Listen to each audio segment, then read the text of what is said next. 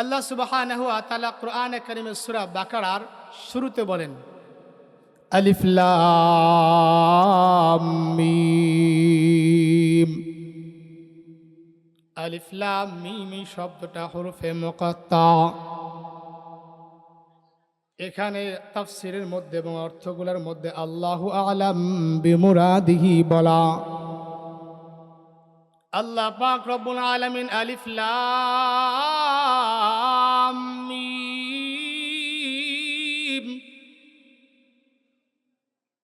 এই কথার পরে আল্লাহ পাক 2 নম্বর আয়াতে বলেন, যালিকাল কিতাবু লা রাইবা ফীহ।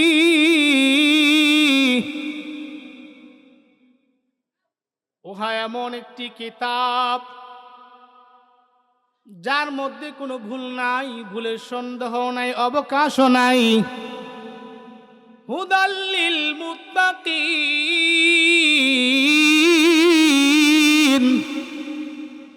মুত্তাকিনদের জন্য হেদায়েত।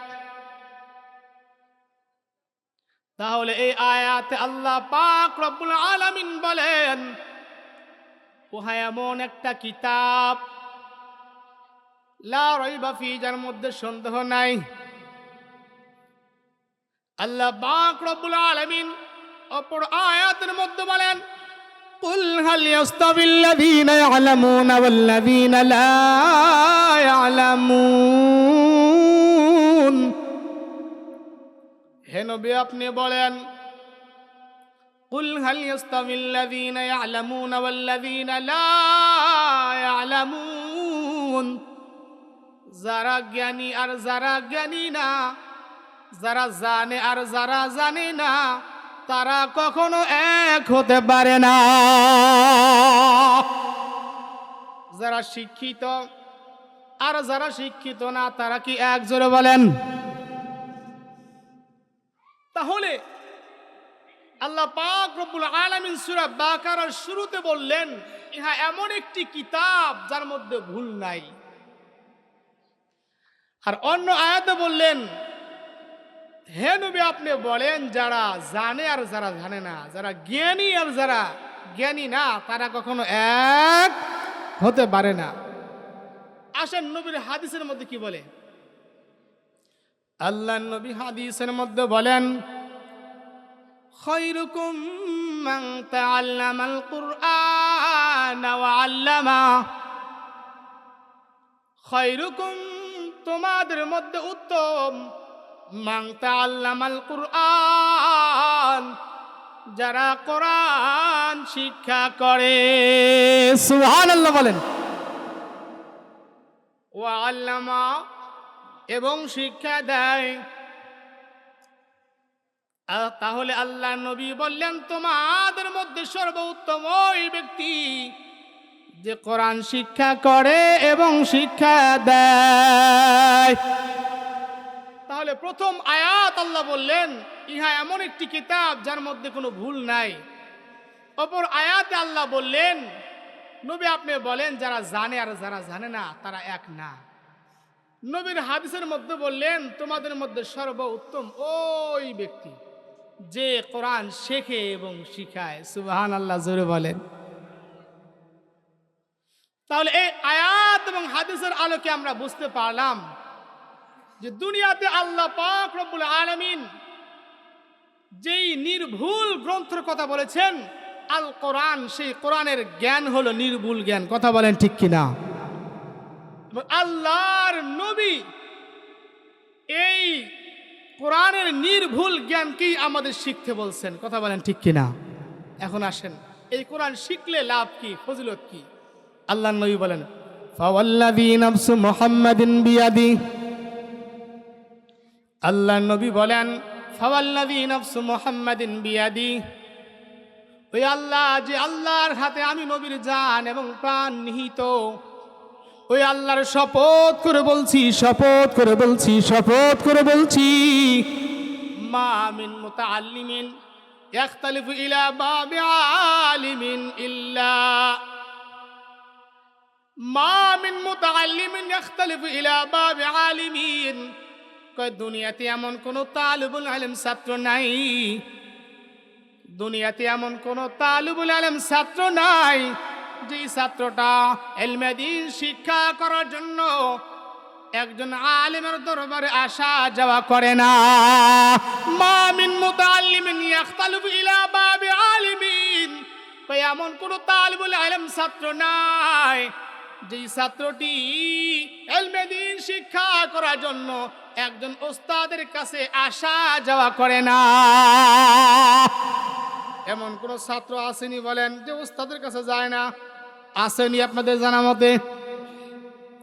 দুনিয়াতে যেই ছাত্রটাই ইলমে দ্বীন শিক্ষা করে ওই ছাত্রটাই একজন আলেমের কাছে যাওয়া আসা করে। কথা বলেন ঠিক কিনা? কই তাইলে ফজিলত কি হুজুর? কই ইল্লা কাতাবাল্লাহু লাহু বিকুল্লি কদামিন ইবাদাতি সানাতিন, কই ইল্লা কাতাবাল্লাহু লাহু বিকুল্লি কদামিন, কই যেই ছাত্রটা ইলমে দ্বীন শিক্ষা করার জন্য একজন আলেমের দরবারে উস্তাদের দরবারে আসা যাওয়া করে, এই আসা যাওয়ার বিনিময়ে আল্লাহ পাকের নবী বলেন ইল্লা কাতাবাল্লাহু লাহু, তার জন্য লেখা হয় বিকুল্লি কদামিন, প্রতিটি কদমের বিনিময় ইবাদাতি সানাতিন, বলে 1 বছরের আমল দেওয়া হয়। সুবহানাল্লাহ, জোরে বলেন।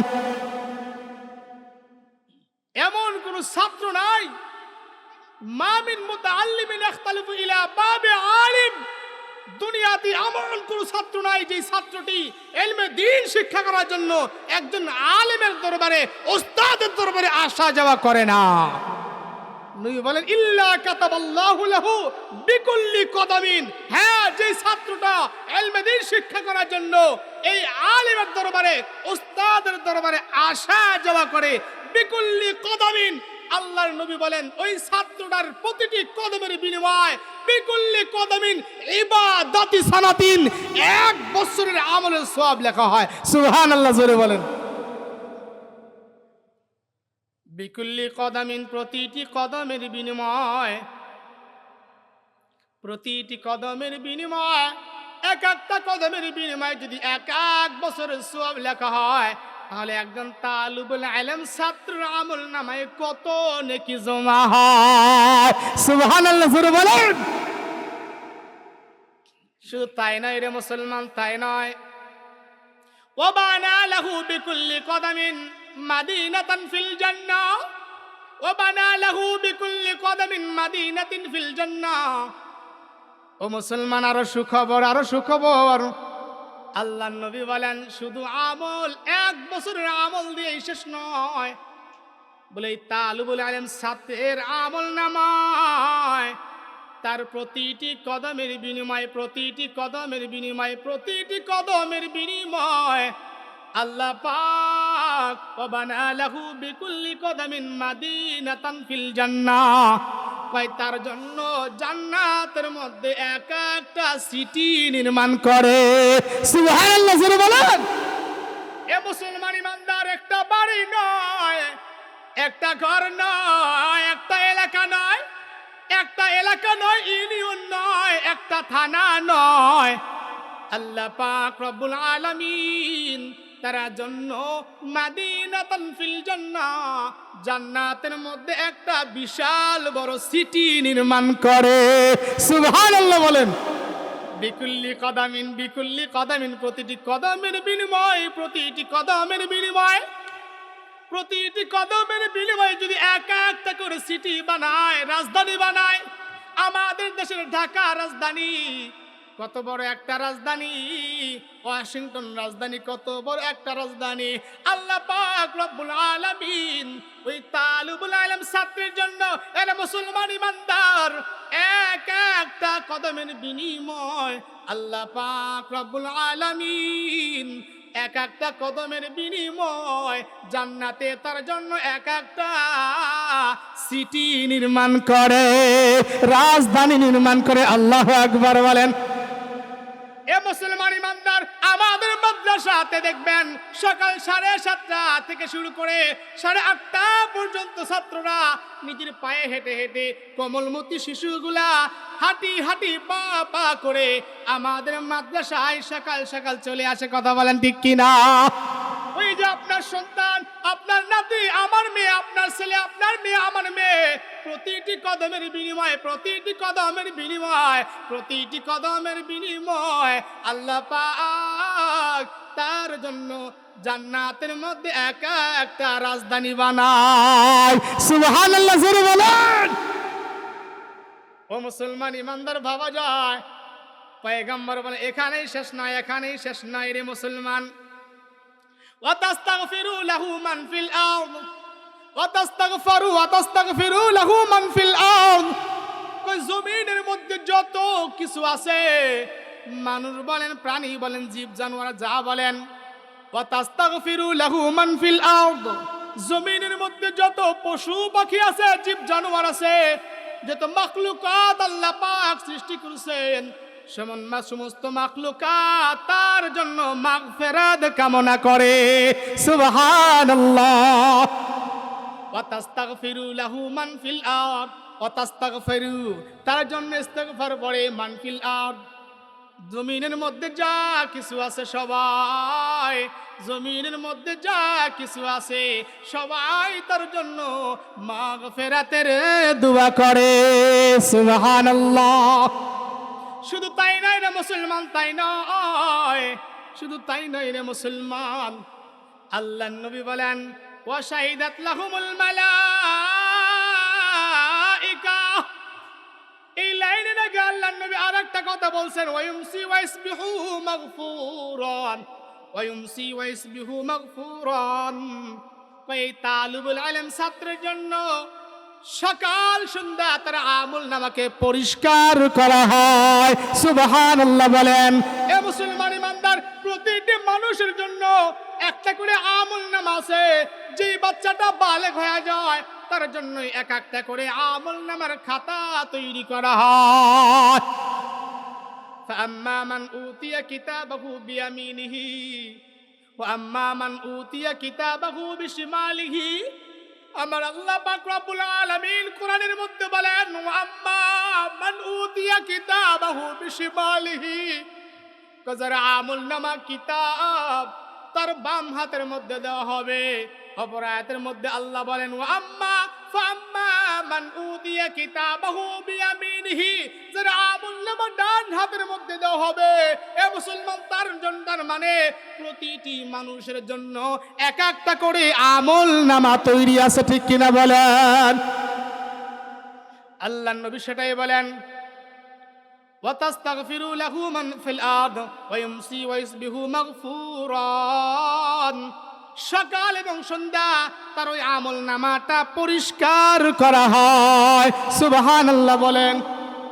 তালিবুল ইলম ছাত্র আসা যাবার মাঝে মাঝে মধ্যে ভুল হইতে পারে, গুনাহ হইতে পারে, ঠিক কিনা বলেন? কয়েকদল ফেরেশতা আল্লাহ পাক রব্বুল আলামিন নিয়োজিত করছেন, যেই ফেরেশতারা ওই তালিবুল ইলম ছাত্রের আমল নামা পরিষ্কার করে। সুবহানাল্লাহ বলেন। আল্লাহ নবী বলেন ওয়া শাহিদাত লাহুমুল মালাইকা বিআন্নাহুম উতাকাউল্লাহি মিনান নার।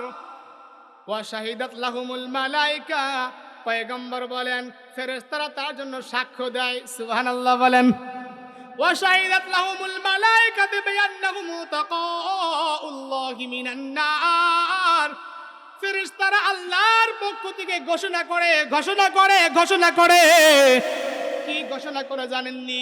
ফেরেশতারা ঘোষণা করে, এ দুনিয়ার জমিনের মানুষ, তোমরা যদি দুনিয়ার জমিনে আল্লাহর পক্ষ থেকে মাগফিরাত প্রাপ্ত, ক্ষমা প্রাপ্ত, নাজাত প্রাপ্ত মানুষ দেখতে চাও, তাহলে দুনিয়ার জমিনে তালিবুল ইলম ছাত্রদের দিকে তাকাও।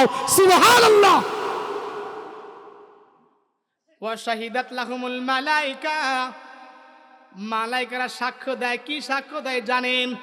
এ দুনিয়ার মানুষ, বিআন্নাহুম তাকাউল্লাহি মিনান নার, দুনিয়ার মানুষ তোমরা যদি আল্লাহর পক্ষ থেকে নাজাত প্রাপ্ত, ক্ষমা প্রাপ্ত, জান্নাতের সার্টিফিকেট প্রাপ্ত মানুষ দেখতে চাও, দুনিয়া জমিনে মাদ্রাসায় পড়নেওয়ালা তালিবুল ইলম ছাত্রদের চেহারার দিকে তাকাও। সুবহানাল্লাহ, জোরে বলেন।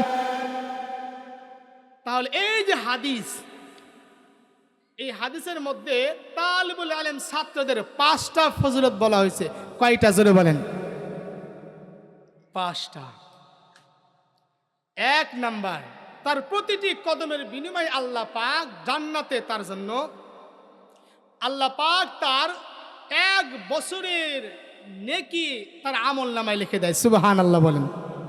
2 নাম্বার, তার আমল নামায় আল্লাহ পাক রব্বুল আলামিন জান্নাতের মধ্যে প্রতিটি কদমের বিনিময়ে এক একটা সিটি নির্মাণ করেন। সুবহানাল্লাহ।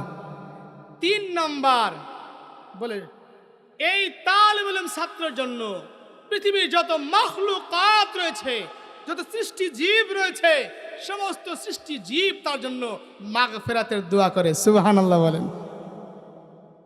3 নাম্বার ফজিলত, সকাল সন্ধ্যা তালিবুল ইলম ছাত্র, কোরআন পড়নেওয়ালা ছাত্র, হাদিস পড়নেওয়ালা ছাত্রদের আমল নামা পরিষ্কার করা হয়। সুবহানাল্লাহ বলেন। 5 নাম্বার ফজিলত, 5 নাম্বার ফজিলত হলো ফেরেশতারা দুনিয়াতে ঘোষণা করতে থাকে, এ দুনিয়ার মানুষ, তোমরা যদি আল্লাহর পক্ষ থেকে নাজাত প্রাপ্ত, ক্ষমা প্রাপ্ত, জান্নাতের সার্টিফিকেট প্রাপ্ত মানুষ দেখতে চাও, তাহলে দুনিয়ার জমিনে ইলমে দ্বীন শিক্ষা করা তালিবুল ইলম ছাত্রের দিকে তাকাও। সুবহানাল্লাহ বলেন। আল্লাহর নবী আর এক হাদিসের মধ্যে বলেন, লা তাদাউ ওয়া ইন্নাল মালায়েকাতা লা তাদাউ আজরিহাতাহা রিদাল লিতাইবিল ইলমি।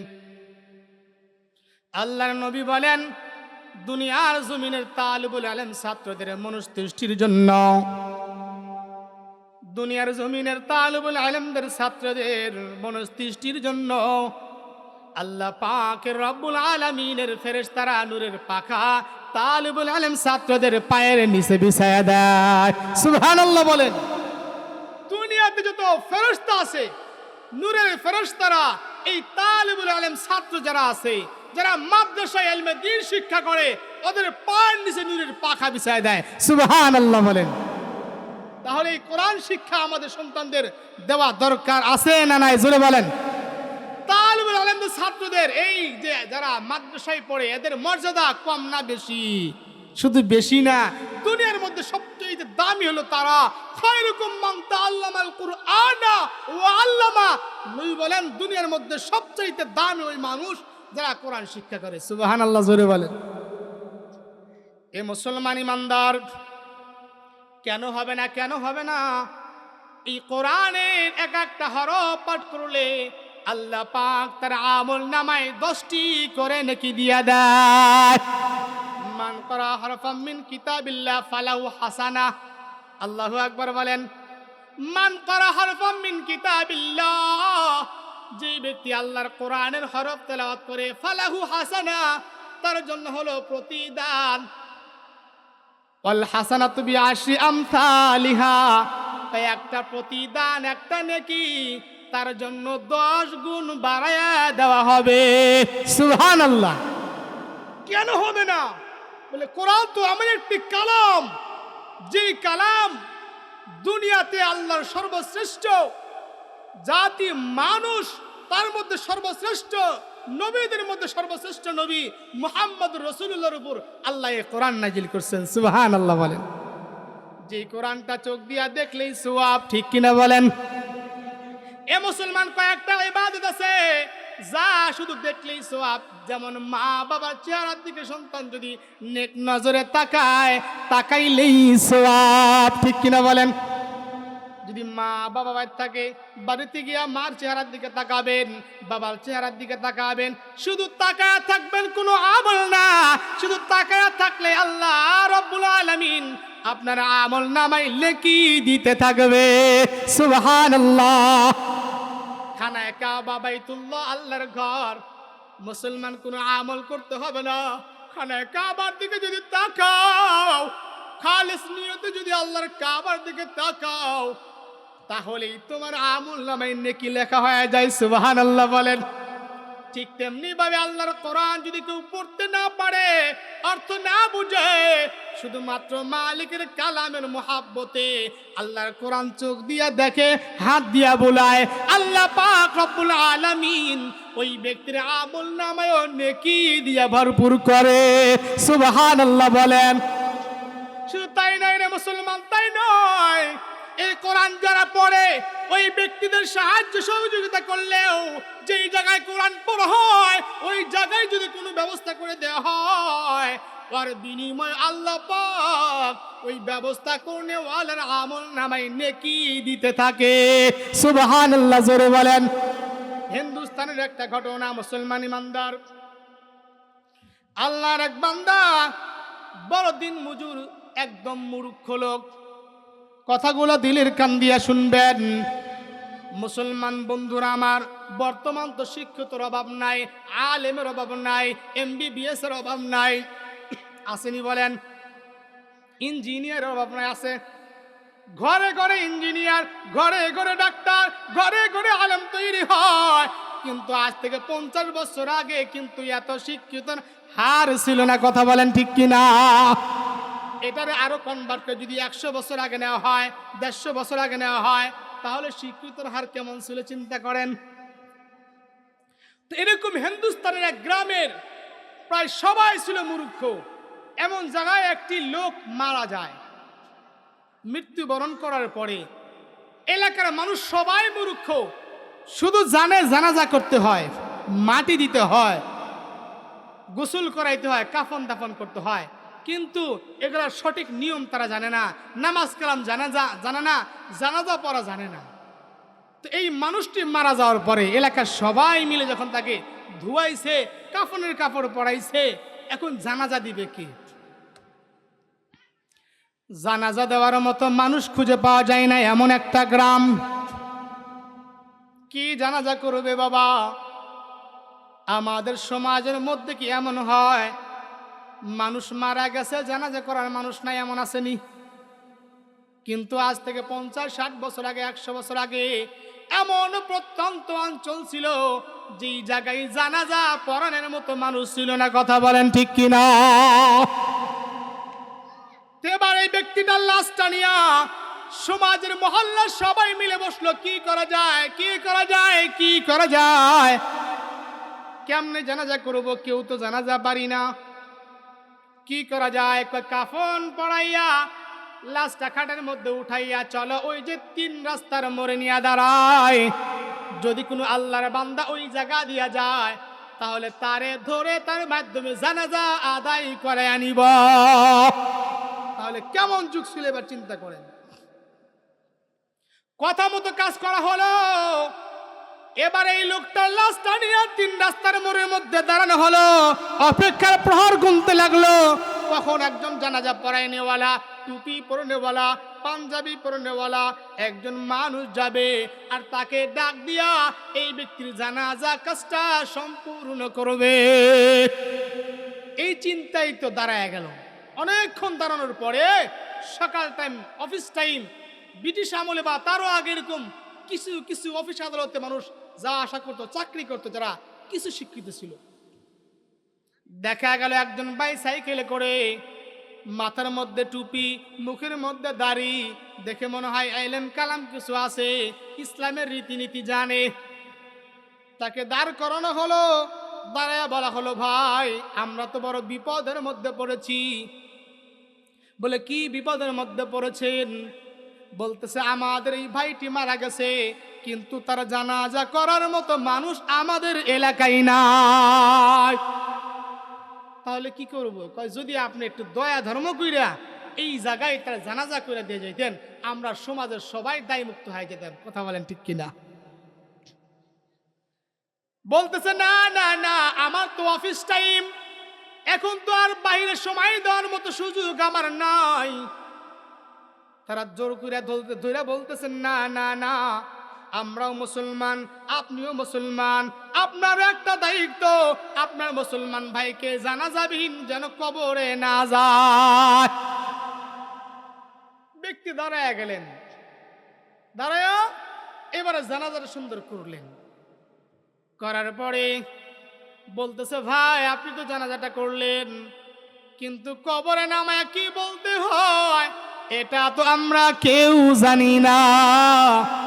তাহলে একটু দাঁড়ান, দেরি যেহেতু হইছেই, কবরের মধ্যে নামাইয়া কি বলতে হয় বলিয়া শেষ বিদায়টা দিয়া পরে যান।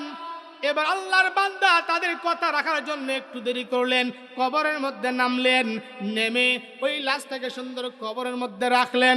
রেখে ও মুসলমান ইমানদার, একটা কবরের মধ্যে লাশ রেখে যে দোয়াটা পড়তে হয় ওই দোয়াটা পড়ে এরপরে সুন্দর বাঁশ দিয়া দাউদ দিয়া এরপরে দাঁড়িয়ে দিয়া আমরা যেইভাবে মাটি দেই ওইভাবে মাটি দিয়া মুসলমান ইমানদার এবার সুন্দর করে মাটি দিয়া আল্লাহর বান্দা সুন্দর কইরা অফিসের দিকে রওনা হয়।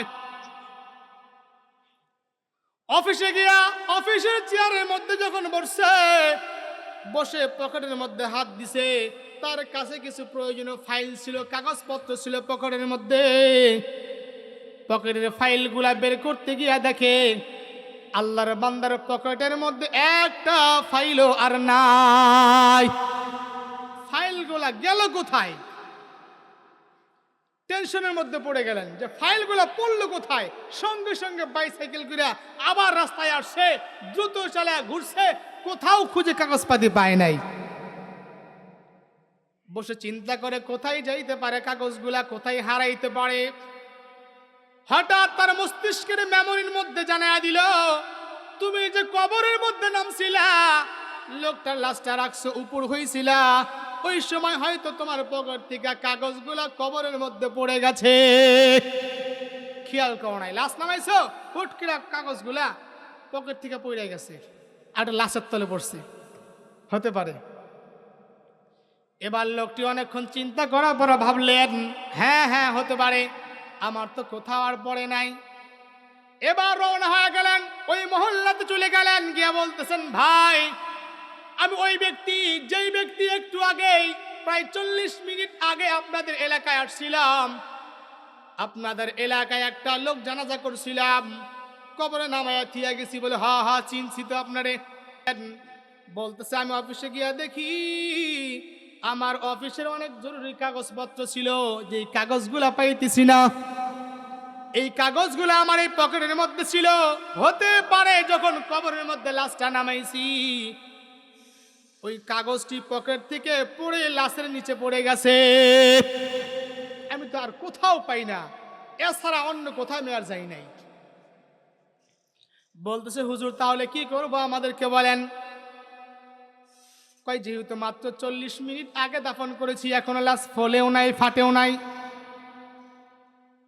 লাশ যদি ফলে না ফেটে যায়, তাহলে ওই লাশটা উত্তোলন করা যায়, তোলা যাবে প্রয়োজন সাপেক্ষে। হুজুর আমরা তো কিছু জানি না, আপনি যদি অনুমতি দেন তাহলে আমরা এই লাশটা বের করে আপনার কাগজটা তালাশ করে দেখতে পারি। হ্যাঁ তালাশ করেন, আমার খুব জরুরি কাগজ, যা না হইলেই নয়। এলাকার মানুষ আইসা বলল, হুজুর আপনার উপকার না করলে কি হয়, এত বড় উপকার আমাদের করছেন, এত বড় উপকার করছেন, আপনার উপকার না করলে কি হয়। তো তারা কবরটা খুঁড়ে উপর থেকে মাটি সরাইয়া দাউদের একটা কানি মাত্র তুলছে, তোলার সঙ্গে সঙ্গে ইয়া আল্লাহ, তারা যে জিনিসটা দেখছেন দেখে অবাক হয়ে গেলেন। ওই কবরের দাউদের এক পাশের কানে উঠাইতেই কবরের মধ্যে বিশাল বড় ফুলের বাগান। সুবহানাল্লাহ জোরে বলেন। কবরের ভিতরে বিশাল বড় ফুলের বাগান, কবর থেকে মেশকো আম্বরের ঘ্রাণ আসতেছে।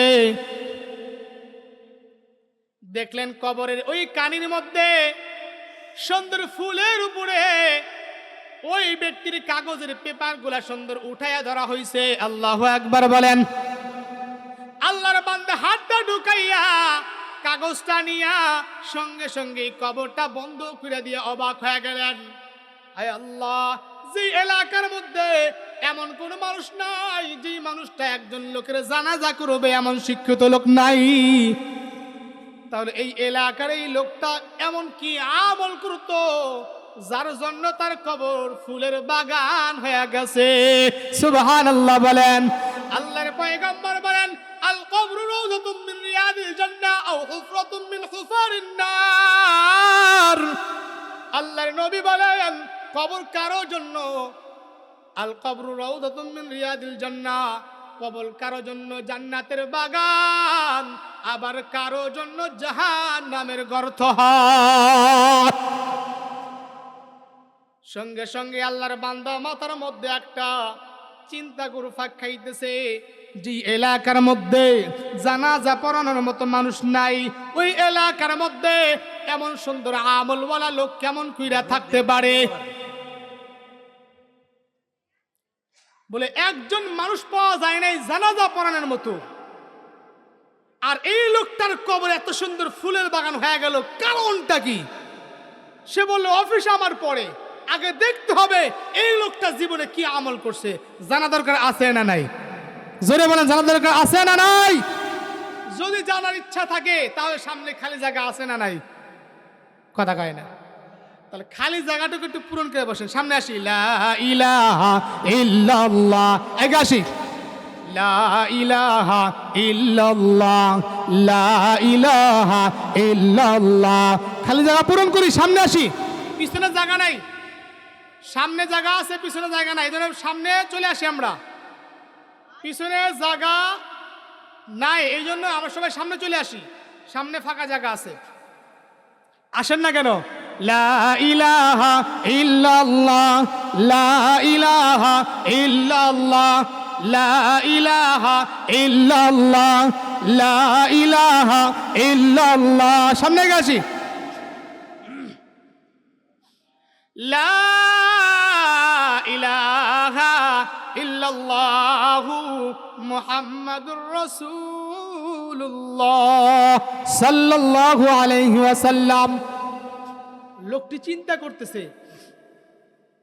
যে যেই এলাকার মধ্যে একজন জানাজা পড়ার মতো মানুষ নাই, ওই এলাকায় এই লোকটা কি আমল করতো না জানি, যে যার কারণে তার কবরটা জান্নাতের বাগান হয়ে গেছে। আল্লাহু আকবার বলেন। লোকটা কই, আমার অফিস পড়ে, আগে জানতে হবে লোকটা কি আমল করত।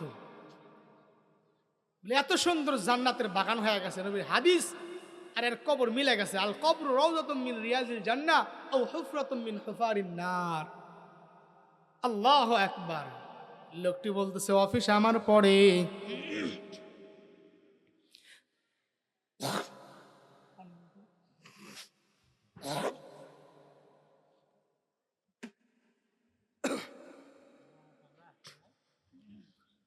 অফিস আমার পরে, আগে জানতে হবে লোকটা কি আমল করত।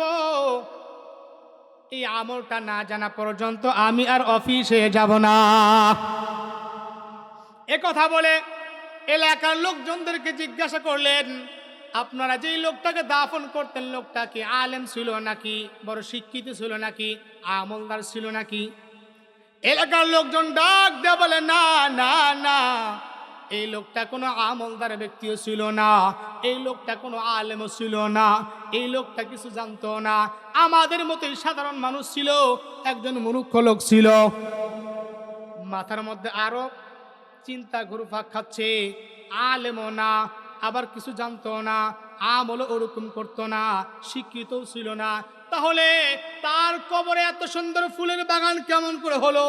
এই চিন্তাটা তার মাথার মধ্যে ঘুরপাক খাচ্ছে জানার জন্য। এবার তার পরিবারে চলে গেল। পরিবারে গিয়ে তার পরিবারের লোকজনদেরকে জিজ্ঞাসা করতে লাগলো। তার একজন মেয়ে ছিল, মেয়েটাকে জিজ্ঞাসা করলো, তোমার আব্বা এমন কি আমল করতো যে আমলের কারণে আল্লাহ পাক তার কবরটা মরার সঙ্গে সঙ্গে 40 মিনিট যাইতে না যাইতেই কবরটা জান্নাতের বাগান বানায়া দিল? সুবহানাল্লাহ বলেন।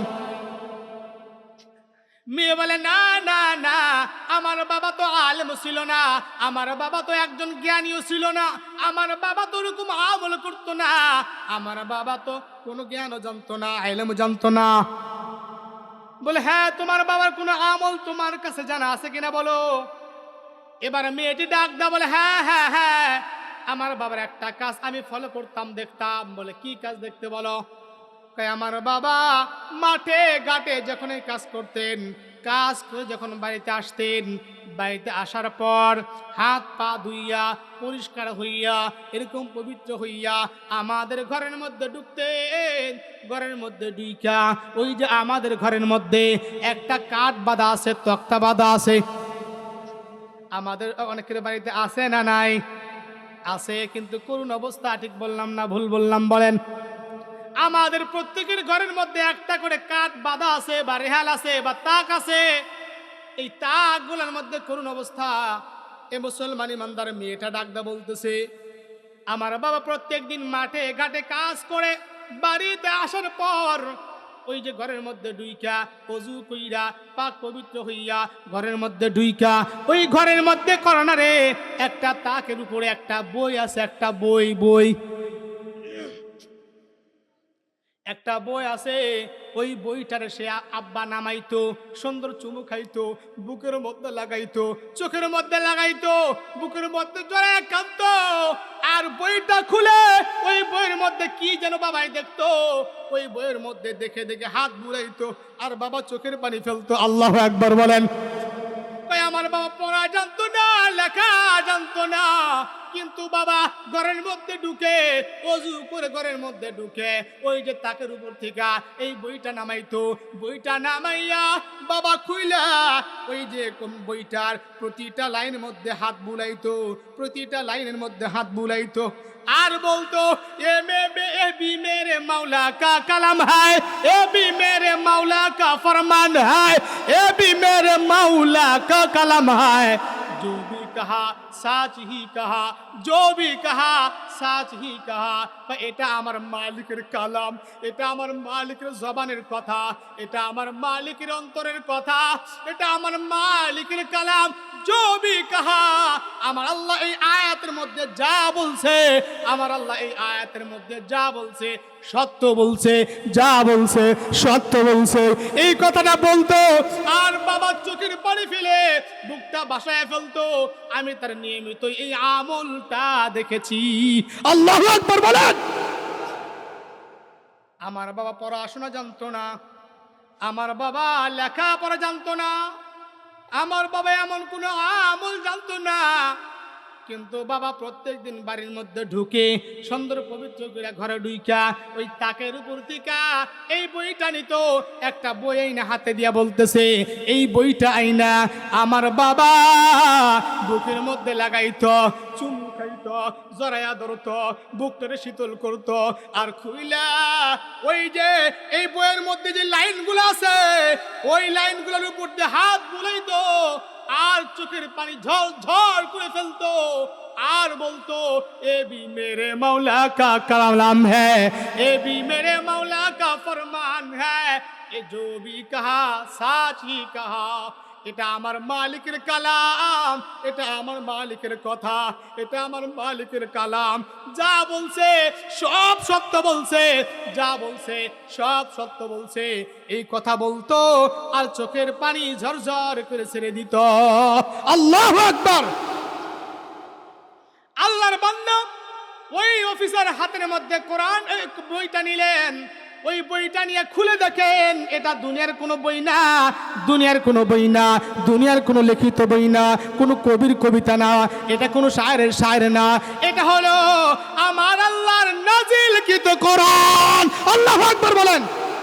যে ওই যুবকটি ওই লোকটি যেই বইটার লাইনে লাইনে হাত বুলাইতো আর চোখের পানি ফেলতো, বুকটা লাগাইয়া বুকটা শীতল করতো, ওটা দুনিয়ার কোনো কিতাব না, দুনিয়ার মানুষের শায়ের না, দুনিয়ার কোনো কবিতা লেখকের কবিতা না, দুনিয়ার কোনো শায়েরের শায়ের না, এটা দুনিয়ায় কোনো মানবের রচিত কিতাব নয়, এটা স্বয়ং রহমানুর রহিম আসমান এবং জমিনের রব, আমার রব, আপনার রব, এই আসমানের রব, দুনিয়ার কুল কায়নাতের রব, মহান রব্বে কারিমের কালাম। আল্লাহু আকবার জোরে বলেন। আল্লাহর কোরআনটা বুকের মধ্যে লাগানোর কারণে, চুমু খাওয়ার কারণে, প্রতিটি লাইনে লাইনে হাত বুলানোর কারণে আল্লাহ পাক রব্বুল আলামিন তার এত বড় মর্যাদা দান করছেন। এবার অফিসার চোখের পানি ফেলে কান দিয়ে বলে আল্লাহ, তোমার কালামের উপর দিয়ে হাত বুলানোর কারণে, তোমার কালামের উপর দিয়ে হাত বুলানোর কারণে, তোমার কালামকে সত্য বলে তার জবান দিয়ে সত্যায়িত করার কারণে আল্লাহ পাক তুমি তোমার বান্দাকে এত মর্যাদা দিতে পারো। যালিকাল কিতাবু লা রাইবা ফি হুদাল লিল মুত্তাকিন। আল্লাহ বলে এই কিতাব এমন একটি কিতাব যার মধ্যে কোনো ভুল নাই, ভুলের অবকাশ নাই। এই দুনিয়ার জমিনে যত শিক্ষা রয়েছে সমস্ত শিক্ষার মধ্যে নির্ভুল শিক্ষা হলো আল্লাহর নাজিলকৃত কোরআন। ঠিক কিনা জোরে বলেন? দুনিয়ার মধ্যে যত গ্রন্থ রয়েছে সব গ্রন্থের মধ্যে নির্ভুল গ্রন্থ হলো আল্লাহ পাকের ঐশী কালাম আল কোরআন। ঠিক কিনা বলেন? লিল্লাহি তাকবীর। মনে হয় আপনারা ঘুমাইছেন, এবারে এরকম তাল ধরছেন আপনারা, মনে হয় ঘুমাইছেন। আওয়াজ টাওয়াজ দিয়ে লিল্লাহি তাকবীর। আল কোরআনের আলো, আল হাদিসের আলো, আলেম ওলামা যেখানে, কোরআন হাদিস যেখানে, গান বাজনা যেখানে, মাশাআল্লাহ এরা মুসলমান, খাঁটি মুসলমান। তো এরা এমনও কেউ আছে রাইতে 70 রাকাত তাহাজ্জুদ পড়ে, আসে না নাই? কথা কয় না। আল্লাহ কবুল করুক বলি আমিন।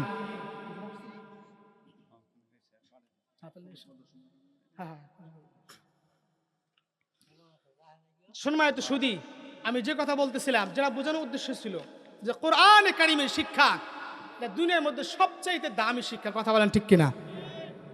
এই মাদ্রাসায় বা ইলমে দ্বীন যা শিক্ষা করে, প্রথমে হাদিস বলছি, ফাওয়াল্লাযী নাফসু মুহাম্মাদিন বিয়াদি, আল্লাহর নবী কসম খায়, কসম শপথ করে, ফাওয়াল্লাযী নাফসু মুহাম্মাদিন, মুহাম্মদ আমাদের নবীর নাম নাকি বলেন? কয় ওই আল্লাহর শপথ যে আল্লাহর হাতে আমি নবীর প্রাণ জান নিহিত। মা মিন মুতাআল্লিমিন ইখতালিফু ইলা বাবি আলিমিন, এমন কোন ছাত্র নাই যে ইলমে দ্বীন শিক্ষার জন্য ওস্তাদের কাছে যাওয়া আশা করে না, আসা যাওয়া করে না, আলেমের কাছে যায় না। গেলেই কি হবে? কয় গেলেই ইল্লা কাতাবাল্লাহু লাহু বিকুল্লি কদমিন ইবাদাতি সানাতিন, তার প্রতিটি কদমের বিনিময়ে আল্লাহ পাক 1 বছরের আমল লিখে দেয়। সুবহানাল্লাহ বলেন। ও বানালাহু বাইতান বিকুল্লি কদমিন বাইতান ফিল জান্নাহ, জান্নাতে তার জন্য, ও মাদিনাতান ফিল জান্নাহ, জান্নাতে তার জন্য সিটি নির্মাণ করে। সুবহানাল্লাহ বলেন।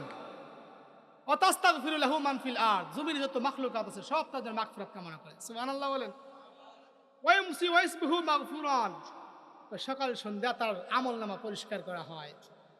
ও শাহিদাত লাহুমুল মালায়েকা বিআন্নাহুম উতাকাউল্লাহি মিনান নার, বিআন্নাহুম উতাকাউ মিনান নার। আল্লাহর নবী বলেন সকাল সন্ধ্যা ফেরেশতারা ঘোষণা করে, এ দুনিয়ার মানুষ, তোমরা যদি জান্নাতের সার্টিফিকেট প্রাপ্ত, জান্নাত প্রাপ্ত মানুষ দেখতে চাও, আল্লাহর পক্ষ থেকে নাজাত প্রাপ্ত, ক্ষমাপ্রাপ্ত মানুষ দেখতে চাও, তাহলে এই তালিবুল ইলম ছাত্রদের দিকে তাকাও। সুবহানাল্লাহ বলেন। আল্লাহ পাক আমাদের সকলকে এই মর্যাদা আমাদের সন্তানের মাধ্যমে, নাতিপুতির মাধ্যমে অর্জন করার তৌফিক দান করুক বলি আমিন। আল্লাহ নবী বলেন কুন আলিমান আও মুতাআল্লিমান, আলেম হও আর মুতাআল্লিমান, না হয় ছাত্র হও। আল্লাহু আকবার বলেন। আও মুহিব্বান, মুহাব্বতকারী হও, আও মুঈনান, সাহায্যকারী হও, ওয়ালা তাকুন খামিসান, কিন্তু পঞ্চম নাম্বার হও না, বিদ্বেষকারী হও না। আল্লাহ আমাদের সবাই